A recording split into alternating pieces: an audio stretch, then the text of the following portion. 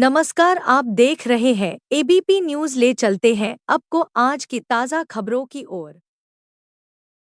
दुर्ग न्यायालय में एक पुराने प्रकरण में कांग्रेसी व समाज सेवी जान्निसार अख्तर को वर्षों बाद न्याय मिला। बताया जा रहा है कि एक आंदोलन के चक्कर में वह जेल गए थे। छत्तीसगढ़ से मनोज कुमार की रिपोर्ट। जहाँ रमन सिंह जी की सरकार थी 15 साल पहले, तो हम लोगों ने यहाँ पर एक आंदोलन किया था भिलाई नगर पालिका निगम के बाजू में होटल वत्स में। उसमें उस आंदोलन का हमारा मुख्य मुद्दा ये था कि जेपी लक्ष्मी सीमेंट जो है बाहर के लोगों को बुला के ट्रेनों से भर भर के यहाँ जेपी सीमेंट की जेपी लक्ष्मी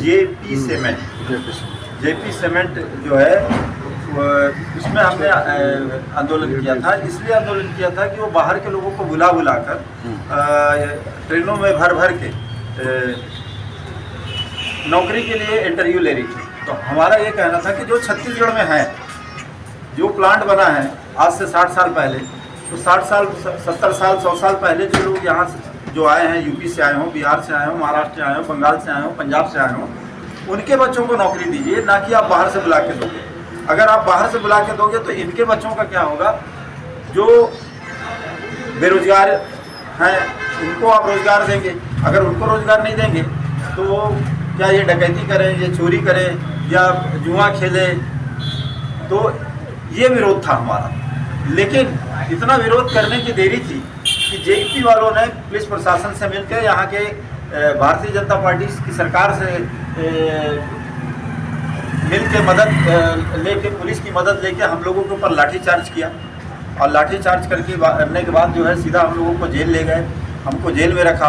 और हमको मालूम ही नहीं है, भारत के इतिहास में पहला ऐसा मामला होगा जिस मामले में एक जगह अगर कोई एक खून करता है, एक बात की बात है, एक खून करता है तो एक ही एफआईआर दर्ज होती है।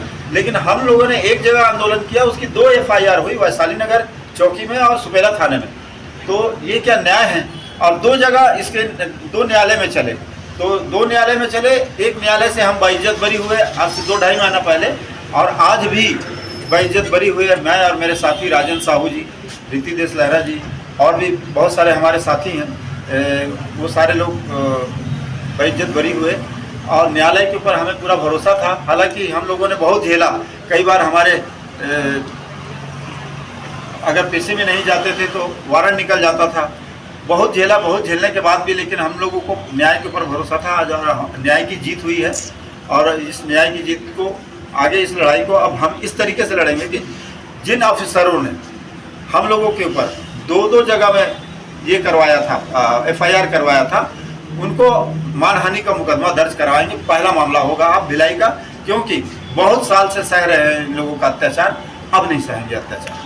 तो अभी जेपी सीमेंट के द्वारा आपके खिलाफ वैशाली नगर थाना और सुपेला थाना में मामला दर्ज कराया गया था। तो वो जो अधिकारी जिन्होंने दर्ज कराया था, क्या वो अभी कार्यरत हैं या रिटायर्ड हो गए? सब रिटायर हो गए हैं, लेकिन अभी हैं, मरे नहीं हैं, जिंदा हैं सब। इसलिए मानहानि का मुकदमा दर्ज करेंगे शासन के खिलाफ, क्योंकि शासन जो कहती है वही पुलिस का काम है करना, और वही पुलिस ने किया है। कितने लोग थे इस आंदोलन में?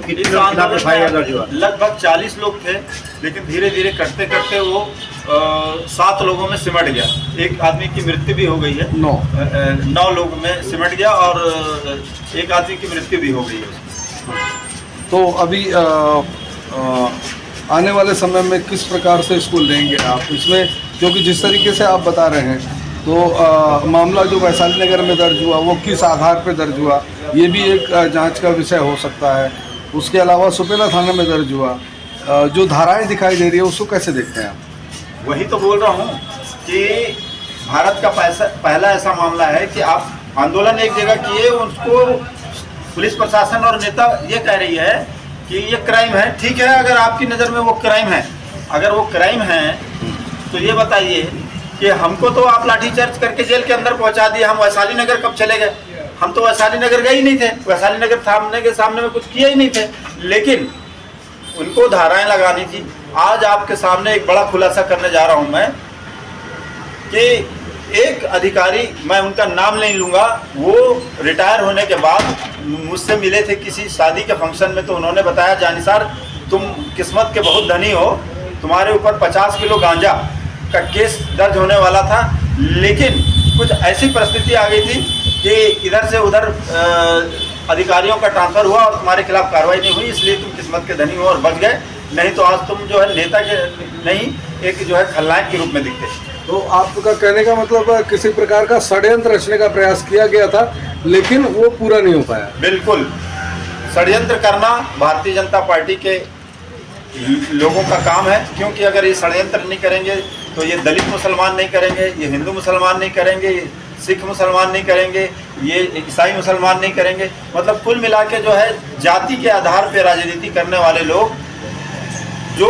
राजनीति करता है और समाज सेवा करता है, जो कभी किसी से कोई बोल नहीं सकता। भिलाई के अंदर में आज 50 साल हो रही है मेरी उम्र कि मैंने 1 रुपया किसी से लिया हो या किसी का खाया हो, लेकिन षड्यंत्र पे षड्यंत्र करके कई धाराओं पे कई केस लगाए गए मुझ पर, लेकिन धीरे धीरे सारे केसों से मैं बेइज्जत बरी हो रहा हूँ और मेरे साथी भी बरी हो रहे हैं। अब आपको मैं बता दूं, वैशाली नगर ये गदा चौक में और यहाँ पर जो है देसी और विदेशी अंग्रेजी और शराब की दुकान है, तो अंग्रेजी शराब की दुकान के सामने यही भाजपा वाले, यही विधायक जी और इन्हीं के आरएसएस और विश्व हिंदू परिषद और बजरंग दल के कार्यकर्ता आंदोलन करते थे कि यहाँ से हटाओ, महिलाओं को आने जाने में तकलीफ हो रही है, और जिस दिन ये हमारी सरकार आएगी हम इसको 3 दिन में हटवा देंगे।